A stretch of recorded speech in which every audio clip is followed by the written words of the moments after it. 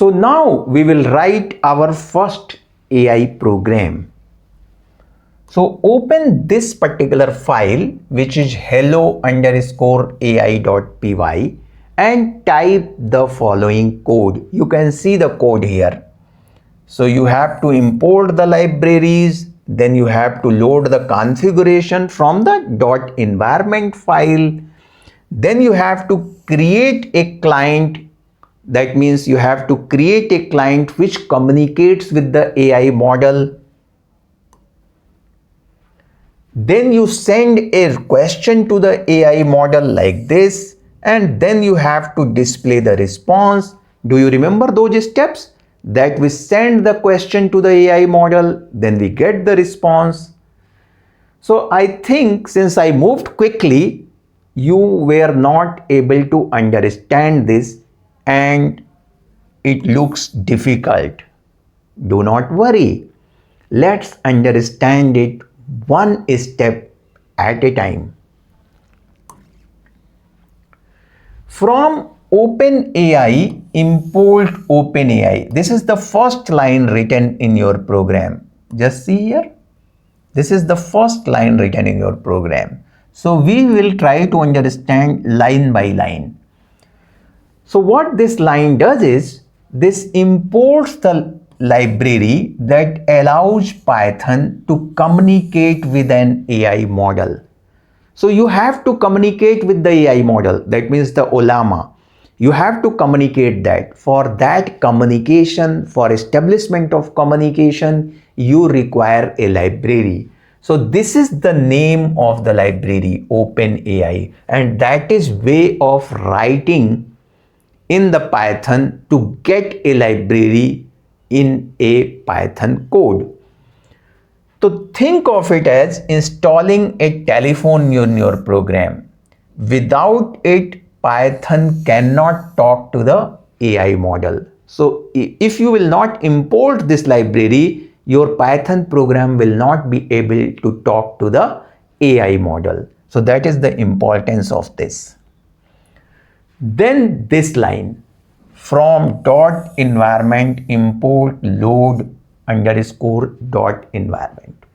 Do you remember right now that we have stored configuration, 3 lines you must be remembering, in the .env file. So that is a separate file and this is a Python file. Now those environment information has to be accessed from that file to this Python program. For that purpose, you need a library which is called .env, and within this library we have this function which is available to access the .env file.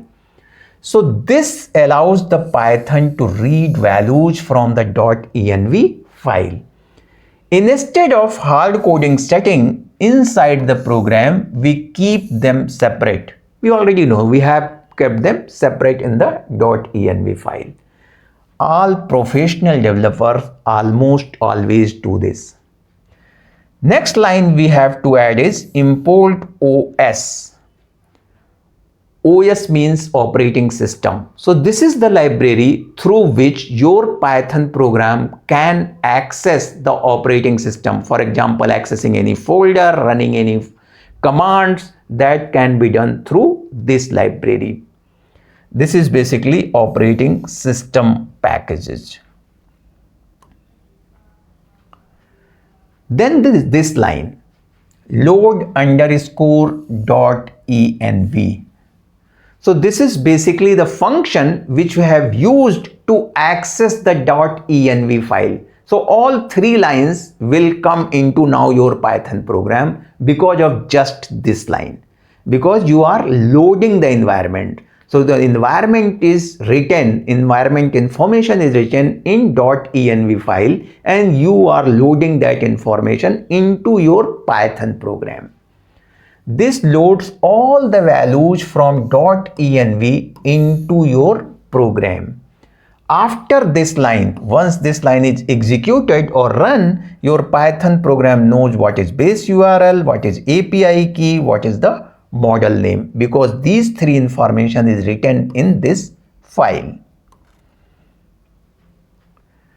Next step is that we have to create a client that communicates with Ollama. So see, your Python program is separate, your Ollama model is separate. However, it is available on your local computer, but you have to connect to this so that you are able to send the information and get back the information. So for that, you have to use OpenAI, which is name of the function, in which you will provide two information. One is the base URL and another is the API key. So how to access the base URL? os.getEnvironment, and then you will provide the property name. For API key, similarly os.getEnvironment and you provide the property name. So these two information will allow you to connect with the Ollama. So this creates a connection to the AI model. Think of like dialing a phone number. Now Python knows where to send your questions because it has been able to connect. So once it has connected, now the question can be sent on that connection.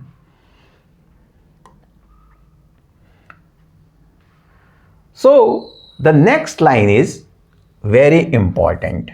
It sends your question to the AI model. What we write client, what is client? Here see, this is the client. So using that client, you used client.chat.completions.create. This is the function which we'll use. The model reads the question, thinks for a moment and generate an answer. That answer is stored in the variable response. So you send the question through this function and this function returns the response in this variable. So you get the response where the answer is stored. Now this function will also take some arguments. So we will see what arguments. So this is the argument which is taken by that particular function. So you provide two information. One is the who is sending that information. Because remember, sometimes it is also possible that AI is sending the information or the information is given by AI which you are sending back to the AI model. So you have to tell who is sending the information. So role is the keyword and you will provide the value as user. Then what is the question? So content is the keyword. These two you cannot change. These two you can change. So the value is what is artificial intelligence. It is called key value format. Key, and this is called value. So this is the key. That means what is the role? The role is user. Then what is the content? This is the content, and this makes the entire message, right? So this is used for the dictionary and this is used for the list. If you have already know the Python programming, you will know what is dictionary and what is the list. So this tells the model the following text is coming from the user. This tells that following text is coming from the user. Now this entire thing we can see. So this I have already told you. This is the function. This function takes two arguments. One is the name of the model and the second is the message or the question. So you are sending two information. After you have established the connection, you are sending two information. One is the name of the model and the second is the question which you have to send to the AI model. Question is framed in this way where you provide that who is asking the question and the information of the question itself. After this function is run, the response is stored into the response object. Now you have to display the response. So the AI models returns a large response object containing various pieces of information. So it does not just returns the answer, it returns many more things which we'll see later on. Only thing right now we have to understand is where is the answer. The answer is response dot choices 0 dot message dot content. So within the response object, this is the place where the answer is. So you just print that. And once you print that, the response is printed on the screen. Your actual answer is stored inside this. I already told you the response contains many things, but we want only the answer which is stored here. So this particular line just extracts that particular text and prints it onto the screen. Now how will you run this program? You save the file, your file is saved, then open the terminal inside VS Code and run python hello underscore ai.py. If everything is configured correctly, you will see some similar to this. Since you asked what is artificial intelligence, it will give something like this kind of response to you. That means what is artificial intelligence? Great. Congratulations.